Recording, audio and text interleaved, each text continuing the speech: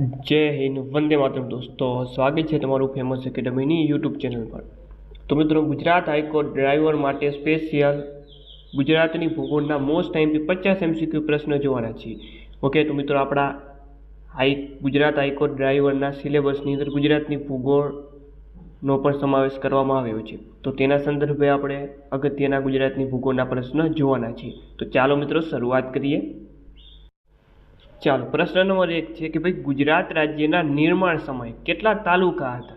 Okay तो आ गुजरातनी भूगोळना संदर्भे पण तमने काम आवशे अने सामान्य ज्ञाननो टॉपिक पण आपणे आपणा हाईकोर्ट ड्राइवरना सिलेबसमां आपेलो छे। एनी दृष्टिए पण आ प्रश्नो तमाम अगत्यना रहेशे।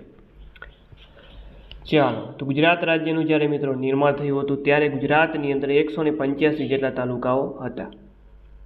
नेक्स्ट नीचेनामांथी कया मुख्यमंत्रीना समयमां जिल्लाનું નવનિર્માણ થયું હતું। તો આમાંથી વાત કરીએ જવાબ આવશે મિત્રો હિતેન્દ્રભાઈ દેસાઈના સમયમાં। નેક્स्ट ગુજરાત નિર્માણથી અત્યાર સુધીમાં કેટલી વખત જિલ્લાનું નવનિર્માણ થયું? તો આમાં મિત્રો જવાબ આવશે 6 વાર। નેક્स्ट નીચેનામાંથી કયો જિલ્લો ગુજરાતની સ્થાપના સમય હતો?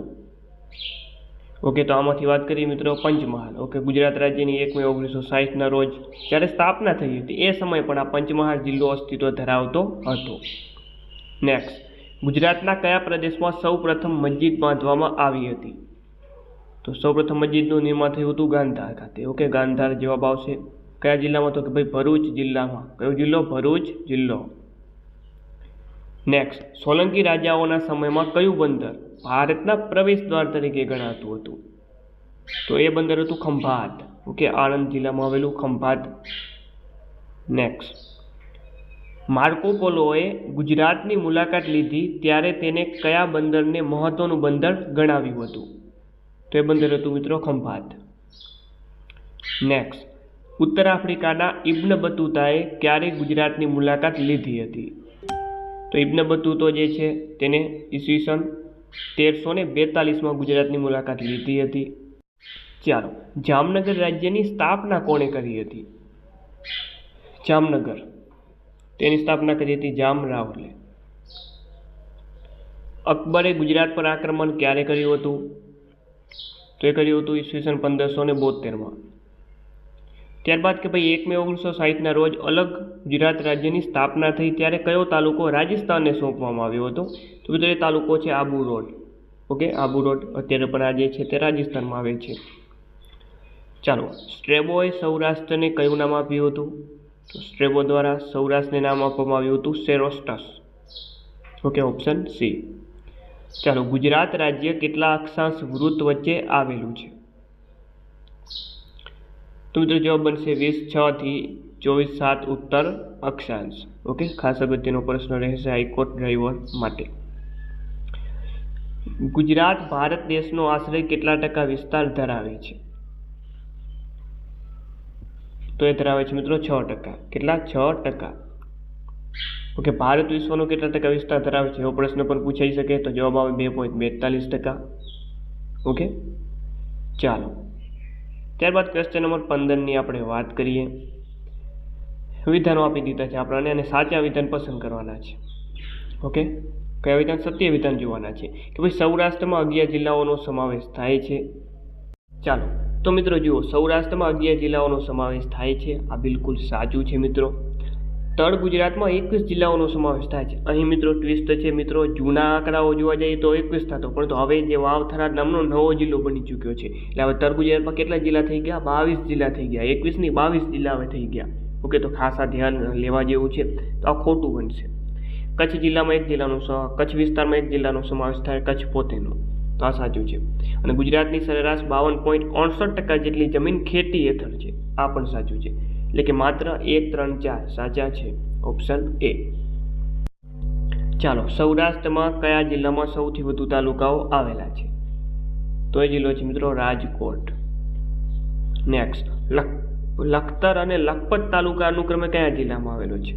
એક છે લખતર તાલુકો અને એક છે લખપત તાલુકો। લખતર તાલુકો આવેલો છે સુરેન્દ્રનગરમાં અને લખપત આવેલો છે કચ્છ જિલ્લામાં। ઓપ્શન સી સાચો જવાબ। નેક્સ્ટ વીરપુર તાલુકો કયા જિલ્લામાં આવેલો છે? તો એ આવેલો છે મિત્રો રાજકોટ વીરપુર તાલુકો કયા જિલ્લામાં આવશે? મહીસાગરમાં. બાયડ તાલુકો કયા જિલ્લામાં આવેલો છે? તો એ આવશે અરવલ્લીમાં. તેમાં સૌથી વધુ ખારાશવાળી કાદવ કીચડનો ખારા પાટનો વિસ્તાર કયા જિલ્લામાં આવેલો છે? તો એ જવાબ આવશે મિત્રો ભાવનગર જિલ્લામાં. ચાલો, નીચેના વિધાનોને આપણે તપાસવાના છે. ક્વેશ્ચન નંબર 21માં નીચેના વિધાનો તપાસવાના છે. ચાલો વિધાનોને આપણે ચેક કરીએ. પહેલું વિધાન છે કે ભાઈ ખારાશવાળા કાદવ કીચડના ખારા પાટના વિસ્તારની બાબતે અમદાવાદ જિલ્લો બીજા ક્રમે ધરાવે છે. આ સાચું છે.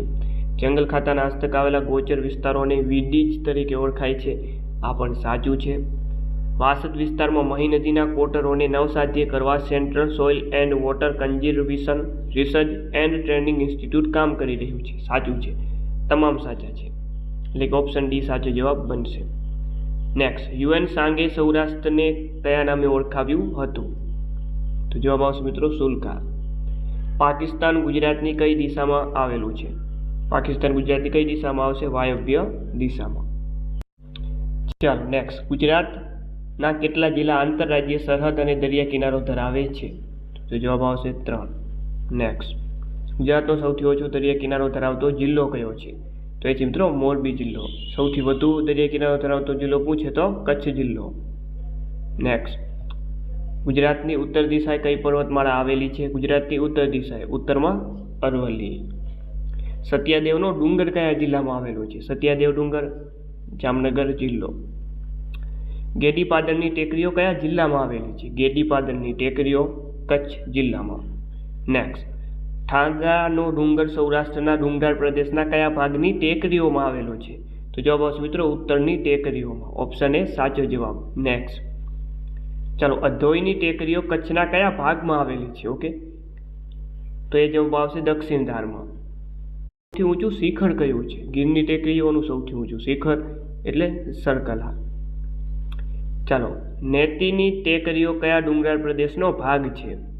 તો જવાબ આવશે છોટા ઉદેપુરની ટેકરીઓનો આ ભાગ છે, એટલે કે ઓપ્શન બી રાઈટ આન્સર બનશે. ચાલો, ગુરુનો ભાખરો નામનો ડુંગર કયા જિલ્લામાં આવેલો છે? ગુરુનો ભાખરો નામનો ડુંગર આ આવેલો છે બનાસકાંઠા જિલ્લામાં. ત્યારબાદ ગિરનાર પર આવેલ ગોરખનાથ શિખરની ઊંચાઈ કેટલી છે? ગુજરાતનું સૌથી ઊંચું શિખર એટલે ગોરખનાથ. આની મિત્રો ઊંચાઈ કેટલી છે? 1117 મીટર. ચાલો, અનરગઢ હિલ સ્ટેશન કયા જિલ્લામાં આવેલું છે? તો આ હિલ સ્ટેશન જે છે તે રાજકોટ જિલ્લામાં આવેલું છે. ચાલો, સાતપુડામાં આવેલી મહાદેવની ટેકરીઓમાંથી કઈ નદી નીકળે છે? તો એ નદી છે તાપી નદી. શિવાજીના કુળદેવી ભવાની માતાનું મંદિર ક્યાં આવેલું છે? તો એ આવેલું છે પારનેરાની ટેકરીઓમાં. ધીણોધર ડુંગર કયા તાલુકામાં આવેલો છે? તો એ આવશે નખત્રાણા તાલુકામાં. માતાનો મઢ ડુંગર કઈ ધારમાં આવેલો છે? દક્ષિણ ધારમાં આવેલ છે. તેમજ પારનેરાની ટેકરીઓ કયા જિલ્લામાં આવેલ છે? પારનેરાની ટેકરીઓ જિલ્લો લાગશે આમાં વલસાડ. ગરદાની ટેકરીઓ કયા જિલ્લામાં આવેલી છે? કચ્છ જિલ્લામાં. કચ્છની કઈ ધાર મુખ્ય જળ વિભાજક છે? કચ્છની કઈ ધાર મુખ્ય જળ વિભાજક છે? તો એ છે મિત્રો મધ્ય ધાર. કડિયો ડુંગર કયા જિલ્લામાં આવેલો છે? કડિયો ડુંગર આવશે ભરૂચ જિલ્લામાં. નેક્સ્ટ, કચ્છના નાના રણથી નળ સરોવર સુધીનો વિસ્તાર કયા નામે ઓળખાય છે? કચ્છના નાના રણથી નળ સરોવર સુધીનો વિસ્તાર એટલે ઝાલાવાડ. ચાલો, ઝાલાવાડનું નામ કયા રાજા પરથી પાડવામાં આવ્યું છે? તો એ રાજા છે મિત્રો હરપાલ દેવ. ઝાલાવાડને અન્ય કયા નામે ઓળખવામાં આવે છે? તો ઝાલાવાડને પાંચાળ પ્રદેશ તરીકે પણ ઓળખવામાં આવે છે. તો આવા હાઈકોર્ટ ડ્રાઈવરની પરીક્ષામાં જીકેની દ્રષ્ટિએ, ગુજરાતની ભૂગોળની દ્રષ્ટિએ મિત્રો આમાંથી આવા બેઠા પ્રશ્નો પૂછાશે. ચેનલને સબસ્ક્રાઈબ કરી નાખજો. જૂનાગઢની આસપાસનો વિસ્તાર કયા નામે ઓળખાય છે? સોરઠ. નેક્સ્ટ, ચુંવાડ પંથક ગુજરાતના કયા ભાગમાં આવેલું છે? તો આવેલું છે ઉત્તર ગુજરાતમાં. નેક્સ્ટ, કડી અને કલોલ વચ્ચેનો પ્રદેશ કયા નામે ઓળખાય છે? કડી અને કલોલ વચ્ચેનો જે વિસ્તાર છે એ ઓળખાય છે ખાખરિયા ટપ્પા તરીકે. નેક્સ્ટ, વાકર પટ્ટો કઈ બે નદી વચ્ચે આવેલો છે? ઓકે, જે વાકર વિસ્તાર છે, વાકરનો પટ્ટો કઈ બે નદીઓ વચ્ચે આવેલો છે? તો જવાબ આવશે મહી અને ઢાઢર વચ્ચે. કોના વચ્ચે? મહી અને ઢાઢર વચ્ચે. તો મિત્રો આ હતા ગુજરાત હાઈકોર્ટ ડ્રાઈવર માટે મોસ્ટ ટાઈમ બી ગુજરાતની ભૂગોળના 50 પ્રશ્નો. ઓકે, તો આવા નવા વિડીયો જોવા માટે ચેનલને સબસ્ક્રાઈબ કરી નાખો. મળીએ ફરીથી નવા વિડીયો સાથે. જ્યાં સુધી જય હિન્દ, જય ભારત, વંદે માતરમ.